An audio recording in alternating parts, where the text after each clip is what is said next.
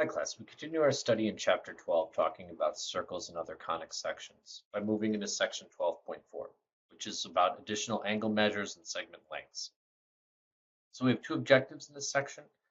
The first is we want to find measure of angle formed by chords, secants, and tangents. Talk about secants, might be something new.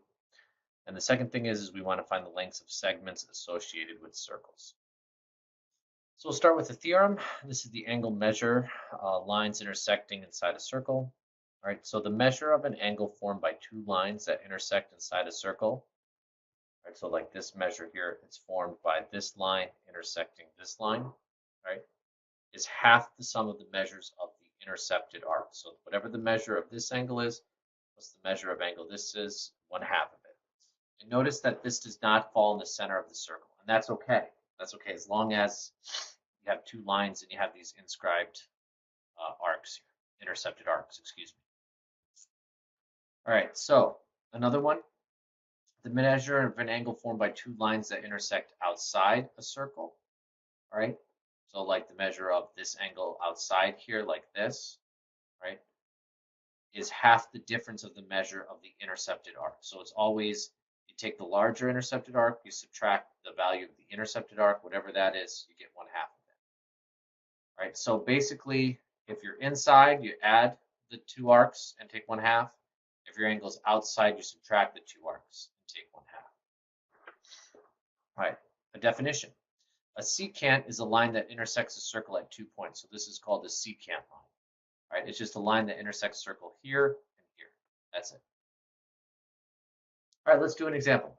So what is the value of this variable here, x? Well, this looks a lot like this right here. So going back, I'm going to take this angle and this angle here, add them up, and divide by 2. So the lines intersect inside the circle, so we find half the addition of the arcs.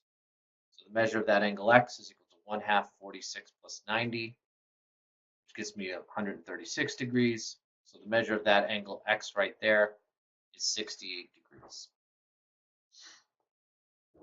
Let's try this one. Let's find the measure of this variable z. So I want to find the measure of this arc right here. Well, this right here, and I'm going to go back, looks a lot like this theorem out here somehow. All right, so the lines intersect the outside of the circle, so we find half the difference of the arcs.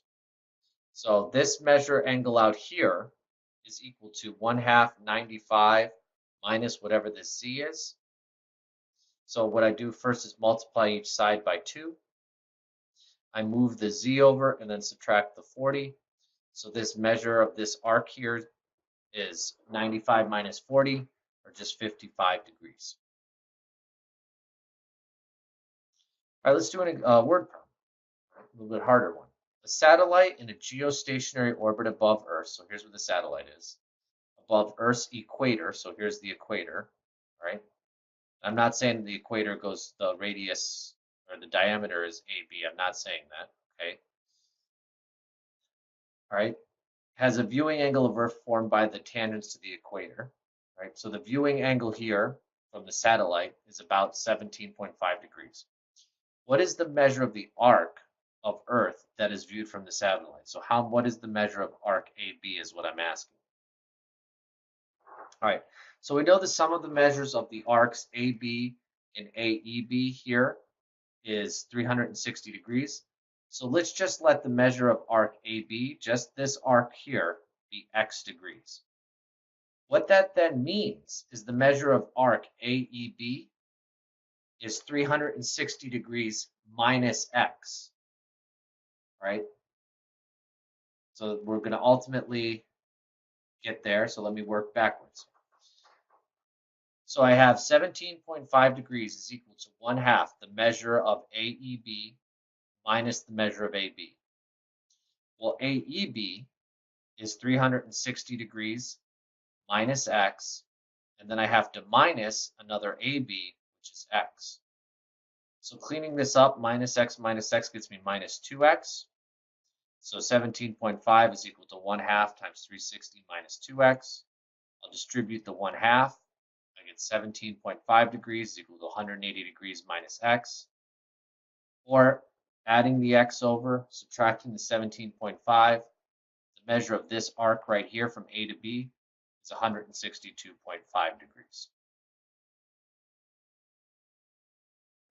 All right, one last one. So segment products, this is inside or outside a circle. All right, so for a circle and points not on a circle, the product of the lengths of the two segments from the point to the circle is constant along any line through the point of a circle. Okay, so we have these theorems here, and I'm not going to necessarily go through them all, but if you have a segment here that has AB, and this side, this length is A, this length is B, and another segment here, or another secant, if you will, segment C and D here, well then AB is equal to C times D. It gets a little bit trickier when they're outside the circle. So I have this point outside the circle. The length of this blue line is W and X, and then Y and Z. Well, it turns out that W times W plus X is equal to Y times Y plus W. And then over here, if you have one line in, one line out, this length is Y, this length is Z. Y times Y plus Z ends up being equal to T squared. All right, well, let's do an example just so you can see how this works. Find the value of the variable in the circle Y here. Well, if you look at this circle with these lines here, it looks a lot like this. So W times W plus X, Y times Y plus Z. So we get 6 times 6 plus 8 is equal to 7 times 7 plus Y. Distribute, distribute. All right, or here I'll just do 6 plus 8 is 14. 6 times 14 is 84. 7 times 7 is 49. 7 times Y is 7Y. Subtract the 49 over. Get 84 minus 49 is 35. It's equal to 7Y. Then just divide by 7, and you get Y there is equal to 5. And that was really just picking the picture that followed best with the formula, or the formula that followed best with the picture. Let's do another one here. So find the value of the variable in the circle here. Well, here it looked like that last one we had. So 8 times 8 plus 16 is equal to Z squared. And you can just follow through. And you can see that Z is just equal to 13.9 by some simple algebra and arithmetic.